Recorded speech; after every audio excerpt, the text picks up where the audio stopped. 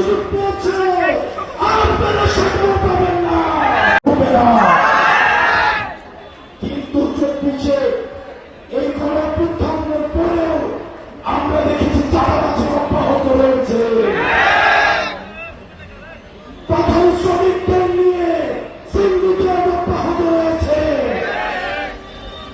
আমরা স্পষ্ট করে বলতে চাই, যারা এই চাঁদাবাজি করছেন, সিন্ডিকেট করছেন, আওয়ামী লীগকে থাকতে পথে আপনারাও যাবেন সে পথে। আওয়ামী লীগ ভারতে যাওয়ার সুযোগ পেয়েছে, আপনারা সেটাও পাবেন না। প্রিয় পঞ্চগড়বাসী, আপনাদেরকে সাক্ষী রেখে বলছি, যেই প্রশাসন দিয়ে, যেই পুলিশ দিয়ে মধ্যরাতের নির্বাচন হয়েছে, আমি ভার্সেস দামি ইলেকশন হয়েছে, সেই প্রশাসন এবং সেই পুলিশকে সংস্কার না করে আমরা আর কোন নির্বাচন আমরা আপাতত চাচ্ছি না। আমরা নির্বাচন চাই, কিন্তু সেই নির্বাচন হতে হবে সংস্কার সহ নির্বাচন। বাংলাদেশের রাজনৈতিক দলগুলোকে বলতে চাই, আপনারা যেভাবে ট্যান্সার দিয়ে নির্বাচন চাচ্ছেন, ঠিক একইভাবে আপনারা বিচার এবং সংস্কারের জন্য ট্যান্সার দিয়ে আমরা আগামী যে নির্বাচন বিচার, সেই নির্বাচনকে হতে হবে গণপরিষদের নির্বাচন।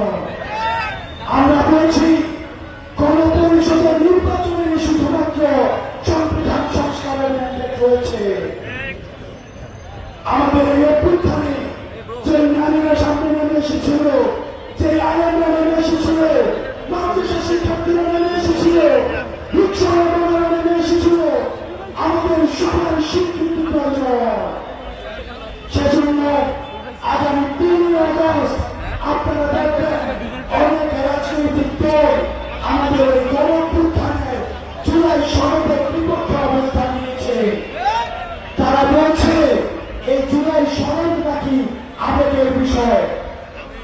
আমরা বলতে চাই, এই শিক্ষার্থীরা আবেগ দিয়ে রাস্তায় নেমে এসেছিল বলে আওয়ামী লীগকে হটানো সম্ভব হয়েছিল। এতদিন পর্যন্ত আবেগহীনভাবে আপনারা আওয়ামী লীগকে হটাতে পারেন না। সুতরাং এই আবেগের আমাদের স্বীকৃতি প্রয়োজন। আপনারা 3 আগস্ট যেভাবে গত বছর ঢাকায় গিয়েছেন, আমরা